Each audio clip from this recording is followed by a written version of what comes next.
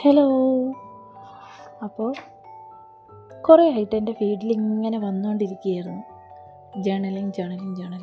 സത്യം പറയുകയാണെങ്കിൽ ഈ സംഭവം എന്താണെന്ന് 2026 എനിക്ക് മനസ്സിലായത്. എന്നെപ്പോലത്തെ വേറെ ആൾക്കാരുണ്ടോ എന്ന് എനിക്കറിയില്ല. എനിക്കിങ്ങനൊരു സംഭവം ഉണ്ടെന്ന് അറിഞ്ഞതിൻ്റെ ശേഷം കാണുന്നവരോടൊക്കെ ഞാൻ സംസാരിച്ച് നോക്കി. ജേണലിങ് എന്താണെന്നറിയോ? എന്നെക്കാളും ചെറിയ കുട്ടികൾക്ക് വരെ ജേണലിങ് എന്താണെന്നറിയാം. പക്ഷേ എനിക്കാണ് ജേണലിങ് എന്താണെന്നറിയാതെ 30 വയസ്സാവാറായി. അപ്പോഴാണ് ഞാൻ ജേണലിങ് ചെയ്യുന്നതിനെക്കുറിച്ചൊന്ന് ആലോചിച്ച് തുടങ്ങിയത്. ഞാൻ കാണാം. അപ്പോൾ ജേണലിങ്ങിൻ്റെ വീഡിയോ ഒക്കെ ഫസ്റ്റ് കാണുമ്പോൾ എനിക്ക് ഒരു എന്താ പറയുക, ഇതൊക്കെ ഇത് ഒരു മാച്ചും ഇല്ലാത്ത കുറേ സാധനങ്ങൾ എന്തൊക്കെയോ അവിടെ ഇവിടെ വാരി വലിച്ചൊക്കെ ഒട്ടിക്കുന്നോ എന്തൊക്കെ ചെയ്യുന്നു, എന്നിട്ട് അതാണ് ജേണലിങ് എന്നൊക്കെ പറയുന്നത്. അപ്പം ഞാൻ വിചാരിച്ചത് ആദ്യം വലിയ രീതിയിൽ ഞാൻ ഈ വീഡിയോസൊന്നും അങ്ങനെ കാണാൻ നിന്നില്ല.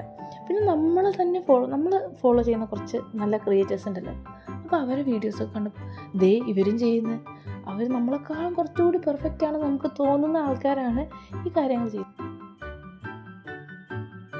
ആദ്യം അവരെ വീഡിയോ ആണല്ലോ, നമ്മൾ ഇഷ്ടപ്പെട്ട ഒരാളുടെ വീഡിയോ ആണല്ലോ, അത് നമ്മൾ കാണല്ലോ, അങ്ങനെ കാണുന്നു. പിന്നെ കുറച്ച് കഴിഞ്ഞപ്പോൾ അങ്ങനെ കണ്ടു വന്നപ്പോൾ എനിക്കും അത് ചെയ്യണം എന്നൊരു തോന്നല്. പിൻട്രസ്റ്റ് എടുത്ത് നോക്കുമ്പോൾ പിൻട്രസ്റ്റിൽ ജേണലിങ്, ഇൻസ്റ്റഗ്രാം എടുത്ത് നോക്കുകയാണെങ്കിൽ ഇൻസ്റ്റഗ്രാമിൽ ജേണലിങ്, യൂട്യൂബിൽ ജേണലിങ്, പിന്നെ എന്നെ ചുറ്റിപ്പറ്റി എല്ലായിടത്തും ജേണലിങ്. അപ്പോൾ എനിക്ക് തോന്നി എന്നാൽ ഞാൻ ഒന്ന് ചെയ്ത് നോക്കാം. സത്യം പറഞ്ഞാൽ എനിക്ക് അതിൻ്റെ ബേസിക്കായിട്ടുള്ള കാര്യങ്ങൾ പോയി എന്തിനാണ് ജേണലിങ് ചെയ്യുന്നതെന്നോ എങ്ങനെയാണ് ജേണലിങ് ചെയ്യുന്നതെന്ന് പോലും അറിയാത്ത ഒരാളാണ്. അപ്പോൾ അങ്ങനെ ജേണലിങ് അറിയാത്തവർക്ക് വേണ്ടിയിട്ടാണ് ഇന്ന് നമ്മുടെ വീഡിയോ.